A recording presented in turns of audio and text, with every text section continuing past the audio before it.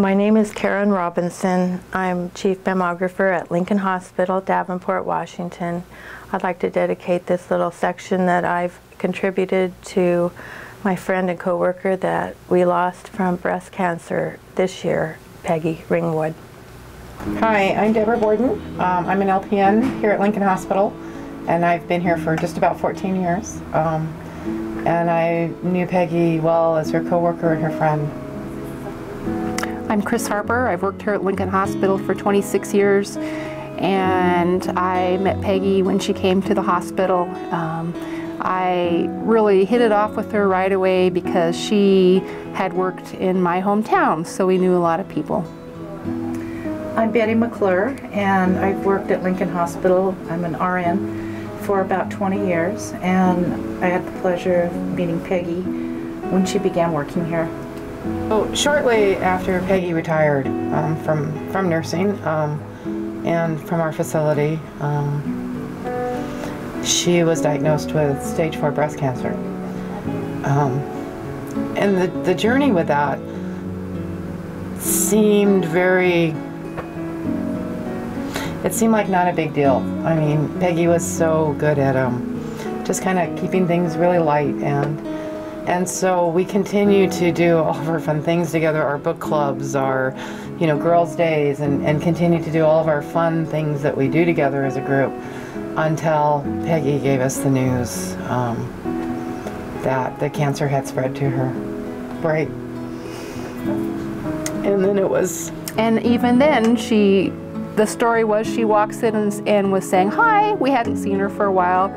"I'm not doing too bad, but I just got some bad news. They say I have 4 to 6 months, weeks to live," and she just carried on her conversation, and I was like, "Wait, stop. Did you just say 4 to 6 months to live?"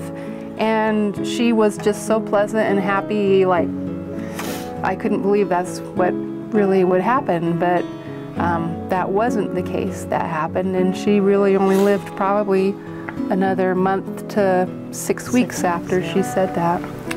I think at the time that started really to sink into my heart that everybody was somebody's hero, and it was more than one person. It wasn't just you were a hero to your husband. It wasn't just that you were a hero to your daughter, but that you were so important to really hundreds of people.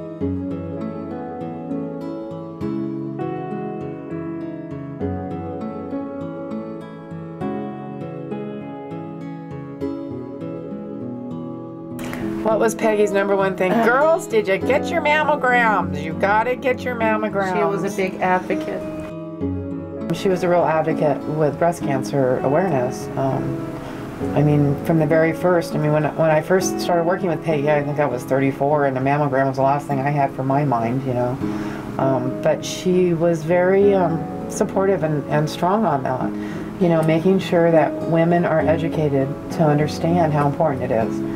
And which is the irony of the whole thing, because she was so educated herself on it and just was very, educating to her patients, to their families, to her coworkers, to her family, to anybody, she could.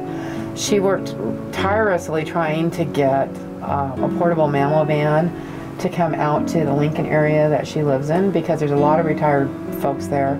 She wasn't successful in that, but I mean, she was always trying to make it more accessible and to make it easier for women to have this routine screening.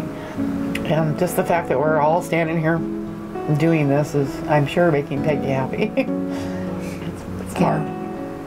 And I got my mammogram last week.